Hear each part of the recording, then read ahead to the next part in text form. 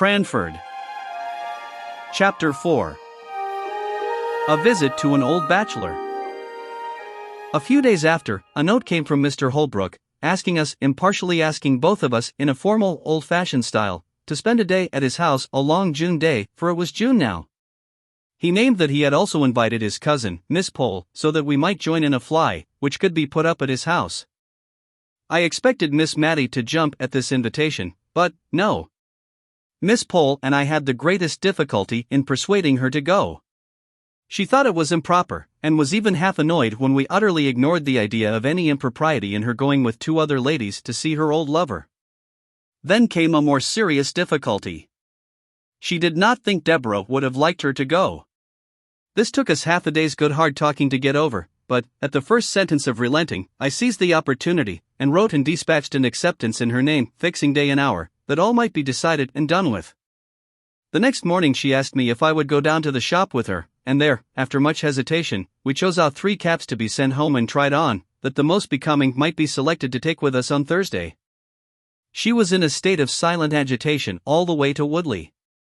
She had evidently never been there before, and, although she little dreamt I knew anything of her early story, I could perceive she was in a tremor at the thought of seeing the place which might have been her home, and round which it is probable that many of her innocent girlish imaginations had clustered.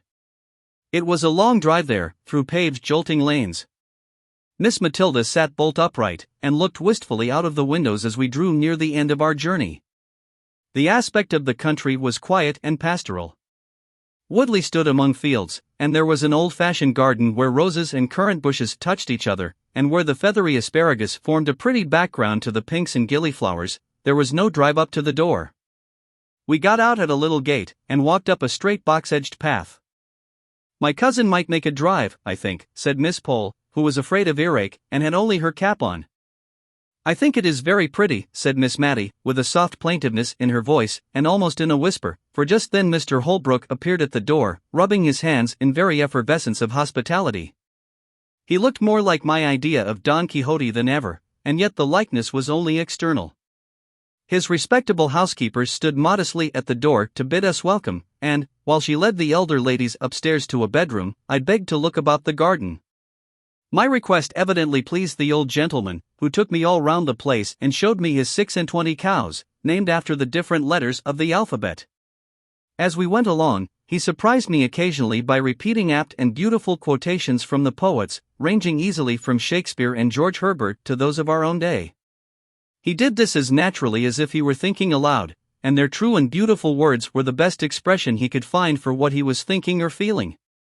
To be sure, he called Byron my Lord Baron, and pronounced the name of Goethe strictly in accordance with the English sound of the letters, as Goethe says, "Ye ever verdant palaces," and see, altogether, I never met with a man, before or since, who had spent so long a life in a secluded and not impressive country, with ever-increasing delight in the daily and yearly change of season and beauty.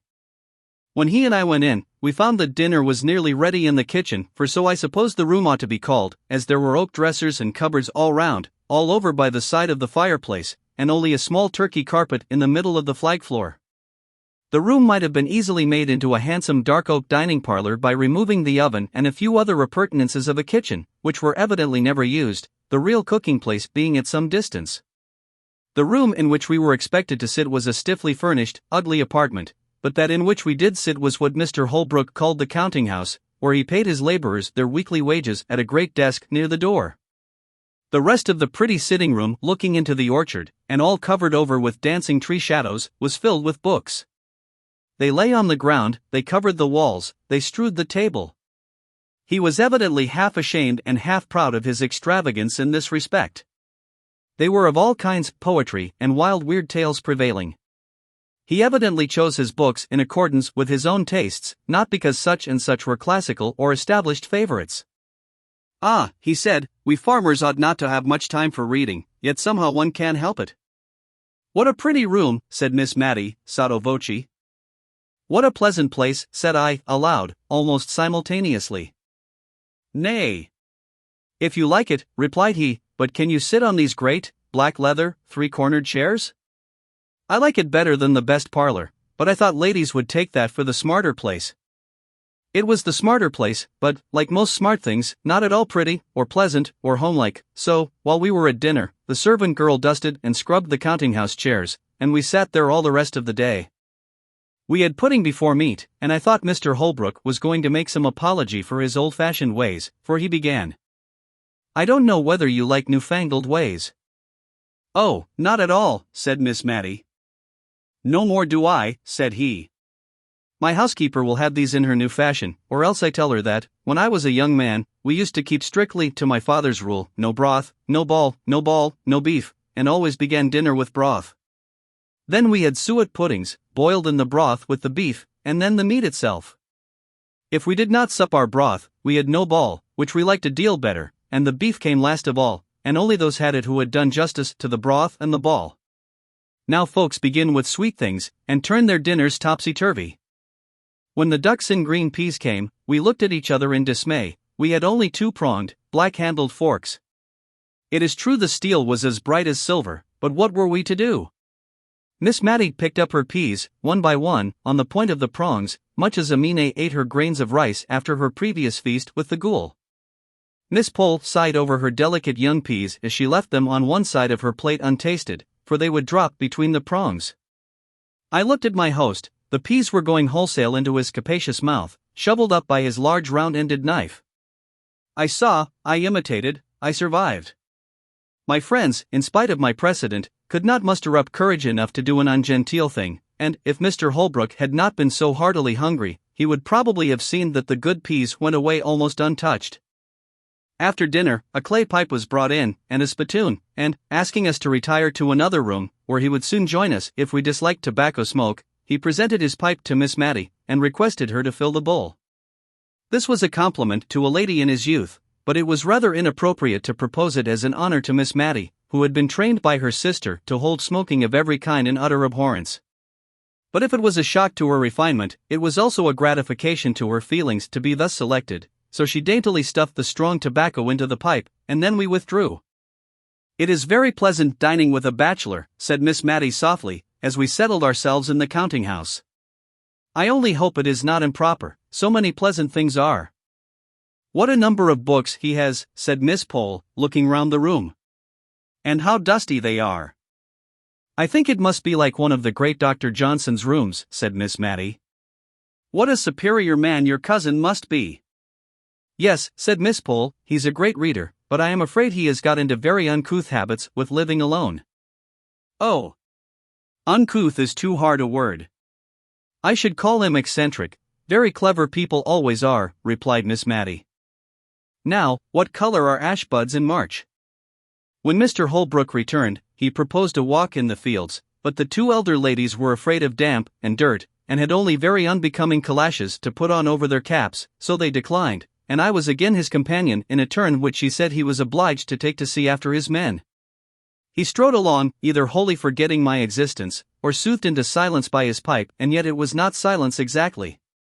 He walked before me with a stooping gait, his hands clasped behind him, and, as some tree or cloud, or glimpse of distant upland pastures, struck him, he quoted poetry to himself, saying it out loud in a grand sonorous voice, with just the emphasis that true feeling and appreciation give.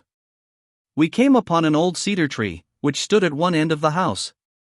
The cedar spreads his dark green layers of shade. Capital term, layers. Wonderful man.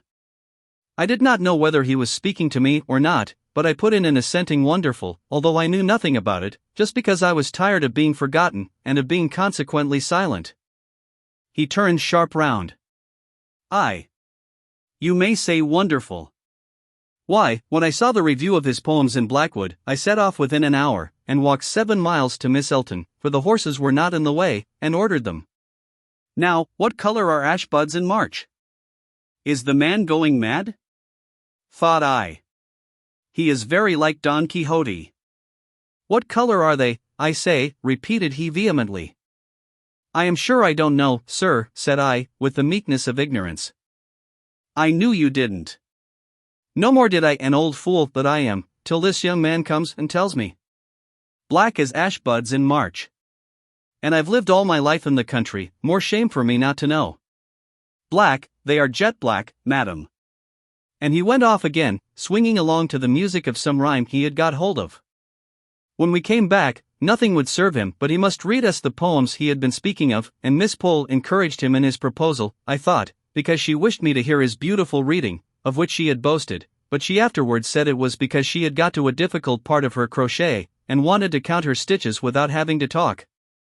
Whatever he had proposed would have been right to Miss Matty, although she did fall sound asleep within 5 minutes after he had begun a long poem, called Locksley Hall, and had a comfortable nap, unobserved, till he ended, when the cessation of his voice wakened her up, and she said, feeling that something was expected, and that Miss Pole was counting. "What a pretty book!" "Pretty, madam." "It's beautiful." "Pretty, indeed." "Oh yes." "I meant beautiful," said she, fluttered at his disapproval of her word. "It is so like that beautiful poem of Dr. Johnson's my sister used to read. I forget the name of it. What was it, my dear?" turning to me. "Which do you mean, ma'am? What was it about?" "I don't remember what it was about, and I've quite forgotten what the name of it was, but it was written by Dr. Johnson, and was very beautiful, and very like what Mr. Holbrook has just been reading." "I don't remember it," said he reflectively. "But I don't know Dr. Johnson's poems well. I must read them." As we were getting into the fly to return, I heard Mr. Holbrook say he should call on the ladies soon, and inquire how they got home, and this evidently pleased and fluttered Miss Matty at the time he said it, but after we had lost sight of the old house among the trees her sentiments towards the master of it were gradually absorbed into a distressing wonder as to whether Martha had broken her word, and seized on the opportunity of her mistress's absence to have a follower. Martha looked good, and steady, and composed enough, as she came to help us out. She was always careful of Miss Matty, and tonight she made use of this unlucky speech. Dear ma'am, to think of your going out in an evening in such a thin shawl. It's no better than muslin. At your age, ma'am, you should be careful." "My age," said Miss Matty, almost speaking crossly, for her, for she was usually gentle, "my age. Why, how old do you think I am, that you talk about my age?" "Well, ma'am, I should say you were not far short of 60, but folks' looks is often against them, and I'm sure I meant no harm."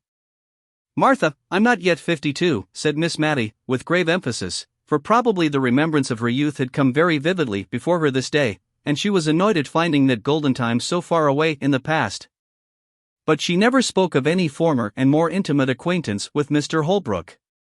She had probably met with so little sympathy in her early love, that she had shut it up close in her heart, and it was only by a sort of watching, which I could hardly avoid since Miss Pole's confidence, that I saw how faithful her poor heart had been in its sorrow and its silence.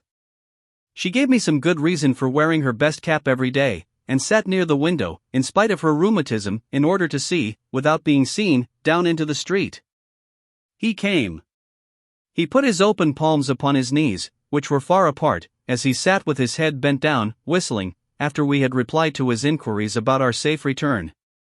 Suddenly he jumped up. "Well, madam, have you any commands for Paris? I am going there in a week or two."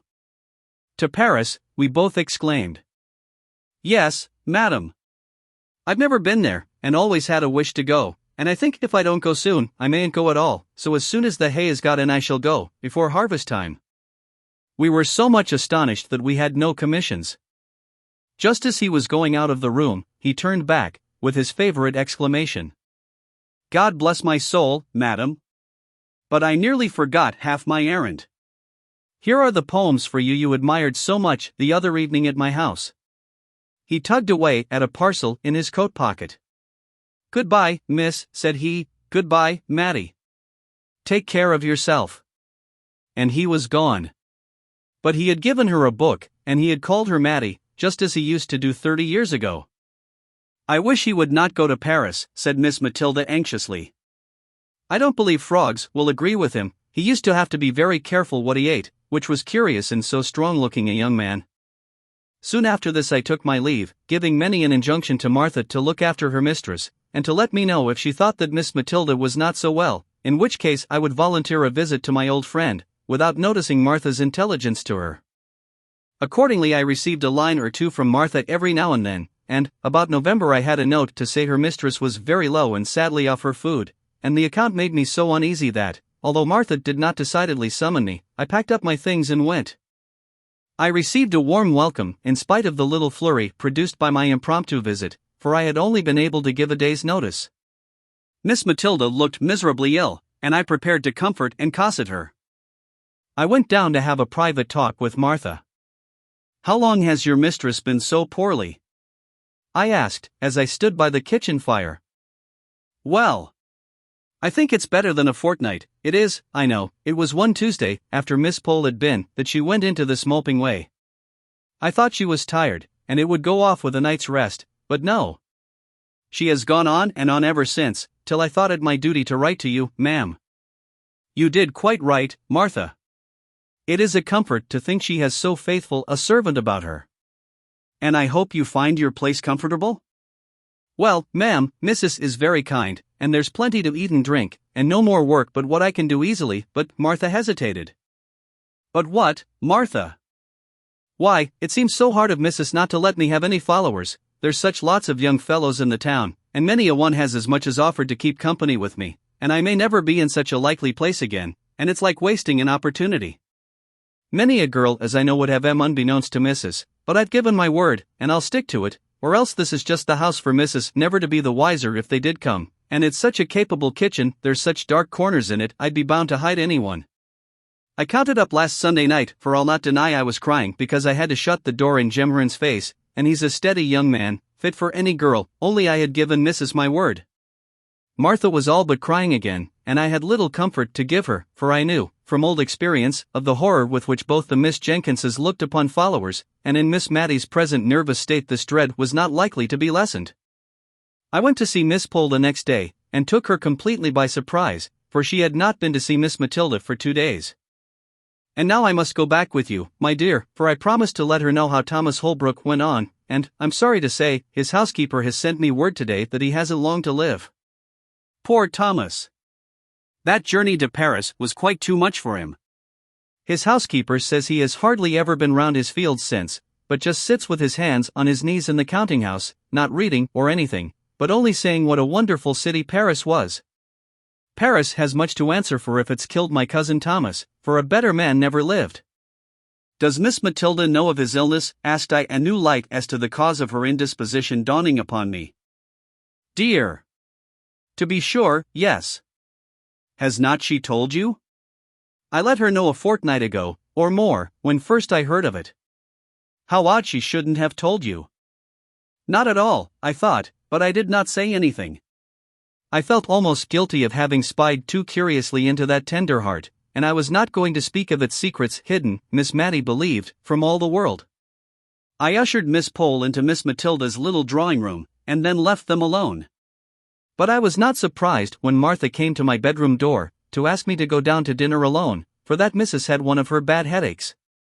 She came into the drawing-room at tea-time, but it was evidently an effort to her, and, as if to make up for some reproachful feeling against her late sister, Miss Jenkyns, which had been troubling her all the afternoon, and for which she now felt penitent, she kept telling me how good and how clever Deborah was in her youth, how she used to settle what gowns they were to wear at all the parties, faint, ghostly ideas of grim parties, far away in the distance, when Miss Matty and Miss Pole were young, and how Deborah and her mother had started the Benefit Society for the Poor, and taught girls cooking and plain sewing, and how Deborah had once danced with a lord, and how she used to visit at Sir Peter Arley's, and tried to remodel the quiet rectory establishment on the plans of Arley Hall, where they kept 30 servants, and how she had nursed Miss Matty through a long, long illness, of which I had never heard before, but which I now dated in my own mind as following the dismissal of the suit of Mr. Holbrook.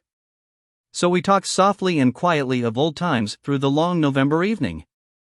The next day Miss Pole brought us word that Mr. Holbrook was dead. Miss Matty heard the news in silence. In fact, from the account of the previous day, it was only what we had to expect. Miss Pole kept calling upon us for some expression of regret, by asking if it was not sad that he was gone, and saying, "To think of that pleasant day last June, when he seemed so well. And he might have lived this dozen years if he had not gone to that wicked Paris, where they are always having revolutions." She paused for some demonstration on our part. I saw Miss Matty could not speak, she was trembling so nervously, so I said what I really felt, and after a call of some duration, all the time of which I have no doubt Miss Pole thought Miss Matty received the news very calmly, our visitor took her leave. Miss Matty made a strong effort to conceal her feelings, a concealment she practiced even with me, for she has never alluded to Mr. Holbrook again, although the book he gave her lies with her Bible on the little table by her bedside. She did not think I heard her when she asked the little milliner of Cranford to make her cap something like the Honourable Mrs. Jameson's, or that I noticed the reply. "But she wears widow's caps, ma'am?" "Oh. I only meant something in that style, not widows, of course, but rather like Mrs. Jameson's." This effort at concealment was the beginning of the tremulous motion of head and hands which I have seen ever since in Miss Matty. The evening of the day on which we heard of Mr. Holbrook's death, Miss Matilda was very silent and thoughtful. After prayers she called Martha back and then she stood uncertain what to say. "Martha," she said, at last, "you are young," and then she made so long a pause that Martha, to remind her of her half-finished sentence, dropped a curtsy, and said, "Yes, please, ma'am, 22 last 3rd of October, please, ma'am.